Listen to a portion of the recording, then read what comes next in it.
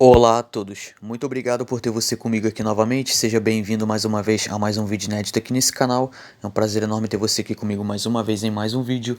Bom pessoal, dessa vez eu gostaria de comentar sobre Halloween H20, filme de 1998 dirigido por Steve Miner. Tô refazendo esse vídeo, pois eu apaguei, deletei o vídeo que eu tinha antes, né? Como eu falei, alguns vídeos eu tô deletando porque eu percebo que tecnicamente os vídeos, né, a questão da qualidade não ficaram muito bons e aí eu, tipo assim, por mim não tem problema, eu apago e posso refazer de novo. Tá aqui mais um vídeo. Bom, se tratando de Halloween H20, né, que é mais um filme da franquia Halloween.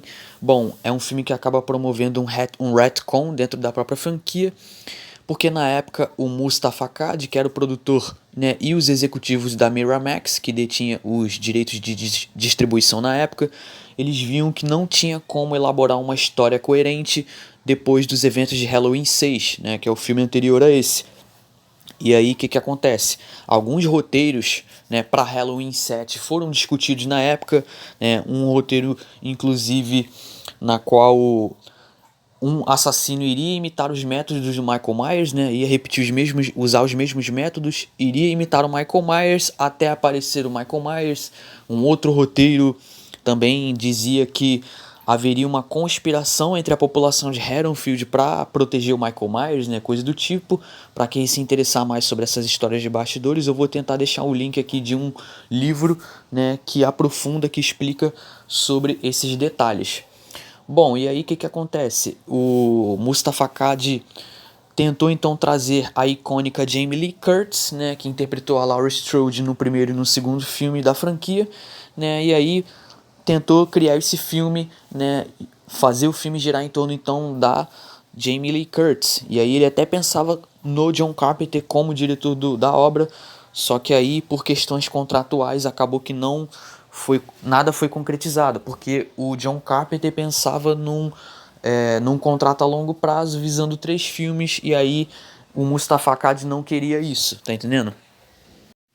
Bom, e aí se você for pegar como base, né, os filmes da franquia Halloween, né, história, né, enredo, roteiro nunca foi o forte, né, da franquia, né, tirando, claro, o clássico de 1978, nunca foi é, prioridade você colocar uma boa história. Na verdade, os filmes se exploravam mais, se sustentavam mais em querer explorar a figura do Michael Myers, né, e por causa também daquela nostalgia, né, daquele vínculo, né, que o público tinha com o Michael Myers. 2 décadas após sobreviver à Noite do Terror, em Haddonfield em 1978, Laurie Strode, interpretada por Jamie Lee Curtis, ainda é alvo de Michael Myers. Agora sob uma nova identidade, morando na cidade da Califórnia e atuando como diretora em uma escola, Michael Myers acaba descobrindo seu paradeiro e faz de tudo para encontrá-la. Bom, e aí Halloween H20, por ser um filme, né, em comemoração aos 20 anos da franquia, né, ele acaba então prestando tributos a Halloween, filme original, e Halloween 2. Você percebe que é um filme cheio de referências, porém ele desconsidera tudo aquilo que foi feito em Halloween 4, Halloween 5 e Halloween 6, tá? Ele promove uma retcon. E claro, se aproveitando da figura, né, da Jamie Lee Curtis, que é um nome bem marcante dentro da franquia Halloween. E aí, como eu falei, é um filme montado em torno da figura da Jamie Lee Curtis, da personagem da Laurie, só que o filme se esquece de quem realmente, né, manteve essa franquia viva, né, que é o Michael Myers. Eu acho que a forma como o roteiro lida com o Michael Myers, o tratamento do Michael Myers, pra mim, eu não gosto, porque apenas os 25 minutos finais são dedicados então à perseguição. Mas, no entanto, você ainda tem algumas cenas de perseguição legais, você tem uma boa opção de entretenimento, com certeza uma experiência um pouco melhor que Halloween 4, Halloween 5 e Halloween 6, né, que por sinal são filmes problemáticos, tá? Como eu falei, são filmes que pecam na questão da história, da narrativa, né? Assim, não vou nem citar a questão de efeitos especiais, porque seria anacrônico demais, mas é um filme que ainda tem um carinho do público, percebe? O público ainda tem carinho por esses filmes por conta do fator nostalgia, né? Por conta da figura também do Michael Myers, né? Uma coisa que eu não gosto em Halloween H20 é a máscara do Michael Myers, porque parece que em cenas diferentes foram usadas máscaras diferentes, inclusive uma cena em que eles colocam computação gráfica, tá? composição visual, desculpa, eles adicionam uma composição digital, tá, no rosto do Michael Myers. Eu acho que pra mim é uma decisão que não faz sentido, porque não funciona, é ridículo, tá? Aqui estamos falando de uma produção com basicamente 20 milhões de dólares de orçamento, então tinha dinheiro suficiente para poder, no mínimo, apresentar uma máscara decente, tá? Para poder escolher uma máscara decente para o Michael Myers. Então você percebe aqui em determinadas cenas do filme, você percebe que ele tá utilizando máscaras diferentes, e muitas dessas máscaras, tipo assim, acabam meio que tirando a credibilidade dele, acaba fazendo com que ele seja menos assustador, percebe?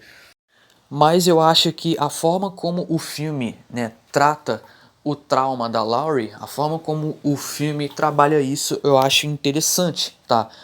Trabalha de uma forma mais convincente que Halloween de 2018, ao meu ver, tá? Porque aqui há um espaçamento de 20 anos, e aí você percebe que a Laurie, ela ainda tem, né, algumas marcas profundas, né? Ela ainda tem lembranças traumáticas do ocorrido, porém ela vive a vida dela normalmente, ela não vive traumatizada, trancafiada dentro de casa, né, com medo de sair ou evitando contato físico com outras pessoas. Ela não se isola, muito pelo contrário, ela vive a vida dela normalmente, mas também sempre com aquela desconfiança, né, aquele receio, né?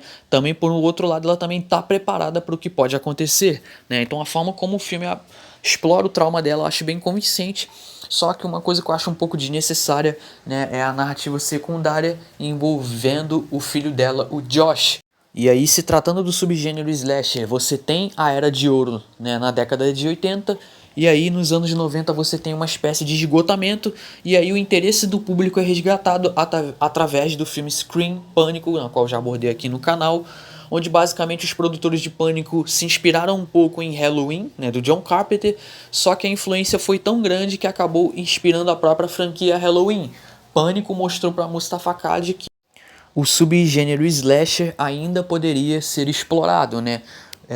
Havia espaço para investimento, havia espaço, né, de você poder pensar, né, para uma reestruturação, né, de um resgate para a franquia Halloween depois de Halloween 6.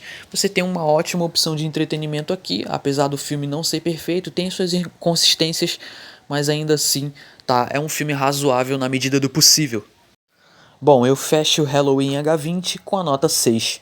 Bom, vou fechando por aqui a minha análise, esse seria meu comentário. Se gostou, por favor, deixe seu like e comente sua opinião abaixo. Muito obrigado a todos pela paciência, pela atenção. Por hoje é isso, muito obrigado a todos e até mais.